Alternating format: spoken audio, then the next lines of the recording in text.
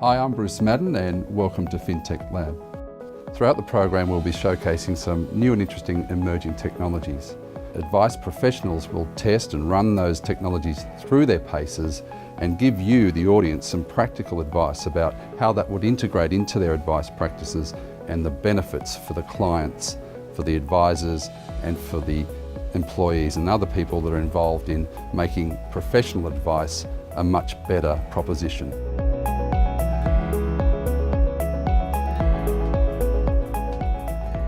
In our last episode we met the Sweetbox app, which is your virtual 24/7 meeting room, and saw the applicability that that particular app and software has for financial advisors. Testing that proposition was our expert panel, and they are going to join us now to give their assessment and their feedback on the Sweetbox app. Thank you. So joining us to introduce Sweetbox is its Australian country head, Ian Dunbar. Ian, welcome to the FinTech Lab. Thanks very much, Bruce. You're welcome. So tell us about Sweetbox. Bruce, as you described in the introduction there, Sweetbox is the 24/7 virtual meeting room.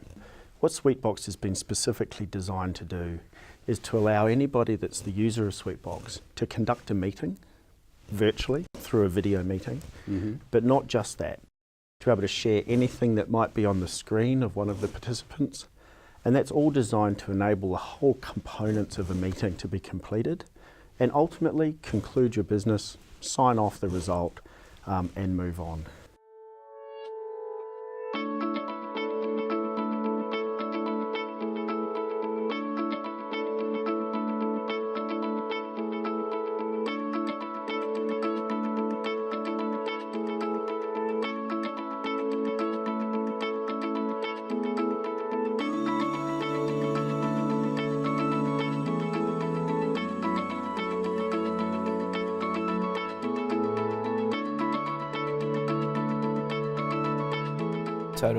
Total evolution off the back of like what already exists with Skype and GoTo and those sorts of things. It's more of an integration with, it's kind of like that technology with the advice process integrated with each other. And I suppose the only thing that kicks around in the back of my mind, I know that they've done a lot of good things by consulting with ASIC and APRA and lawyers in several jurisdictions. It can't help but have that little niggle. It's like, I wait to see what happens by way of precedence, but in terms of making sure you're doing everything right before anything, then it looks like it's ticking all of the boxes. It's got to be one step closer. Totally, yeah. We could even argue it's even more verified than receiving a fax with a signature, because and that's all accepted. It might not deal with the things that require original signature at the moment or a JP or whatnot, but over time that seems to be becoming less and less of an issue. More financial service providers are accepting digital signatures. Exactly. So. I guess for us too, though, more and more advisors want to work remotely.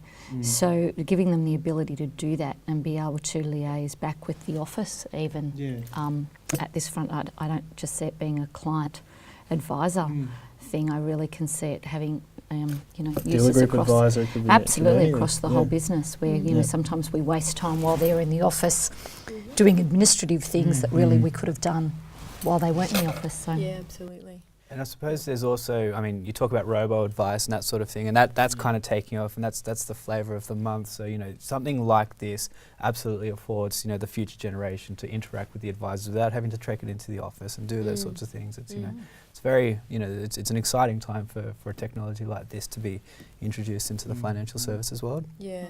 Let's hope that the red tape of compliance don't stop this from taking its path and becoming something that will help drive efficiencies. It's harder to forge a videotape of yourself signing something than it is to actually forge an original signature. It's easier for someone to do that. So if anything, it's more robust than an original. Yeah, and we know that cybercrime and that sort of thing, we've been a target of it. Other businesses have been a target of it.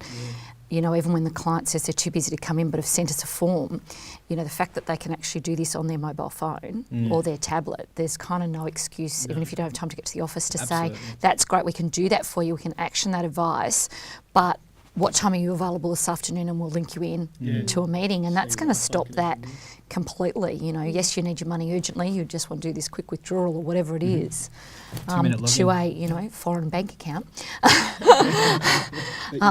But yeah, for me, you know, whether it's tested or not, I kind of think it's giving our business, it gives us another layer of comfort to know that the client has the ability to be able to log in and do that sort of stuff with us.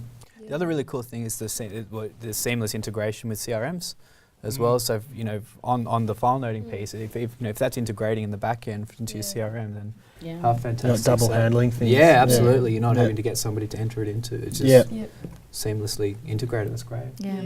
Quite often too with our estate planning process, you know, we can have done all the good work for the client, but effectively they don't have a will until everything's actually finally signed. So this actually gives the ability that actually if they walk outside our office and get hit by that bus, you know, again, we're covered from sort of straight away. It is, even if we need other people to be invited into the meeting to sign something, we can actually do it. Because it's just stored there. Link in, absolutely. Link in the lawyer. Yeah, because that delay can be really long between actually talking to the client about getting that advice and actually finalising it, where they've actually got a signed document, an executed document. So I can really see some efficiencies. Especially if they need to get other documentation or ID or whatnot that they have to bring and they might not have on hand at that point in time. So, Or executors, they may need to sign it.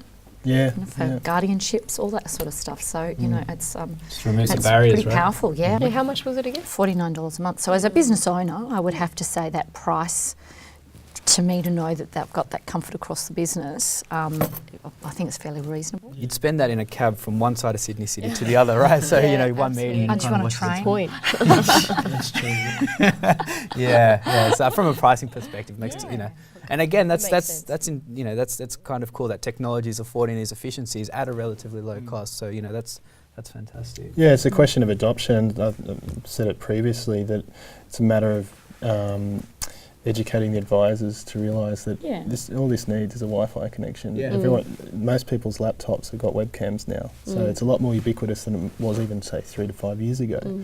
But you're not going to get all your advisors probably to adopt it, and that's okay. But I think the advisors who really understand this technology, and again, they're usually the ones that want to work more remotely, that you know, they want to have that work-life balance still and be able to be home in the afternoon to pick up kids or whatever it is. This gives them the ability to be able to do that. So they've got to be able to adopt technology if you want that freedom as well and flexibility around your work life. I would assume as an employer it would be a great option for you to be able to offer your staff more flexibility.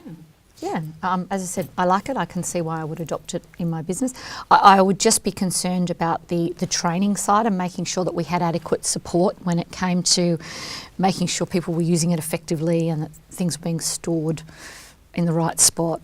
You know, those kind of things. I guess being able to explain to a client what we're doing and that it is being recorded and where we're going to store that sort of information. So I need more knowledge at this point, but at this point, I'm okay. Like you, the idea is awesome. I think the technology is fantastic. It's a great idea. I've got a few clients that I'd happily try it with, and sort of see how it goes. It's one of those things that you don't necessarily know how it goes until you try it once or twice. There's obviously that compliance niggle that I mentioned earlier, but notwithstanding that, it's an awesome piece of technology. I'd definitely give it a go. Yeah.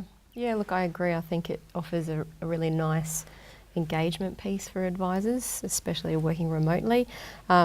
I'd really like to see the back end of it more, to know how, when you log in, how you can see the different rooms or clients or how that stores the data, because we haven't seen that. Yeah, of course.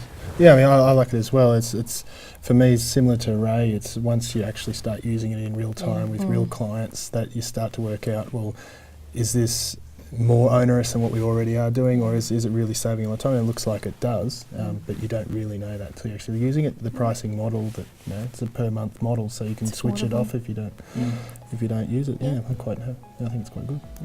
Exciting stuff.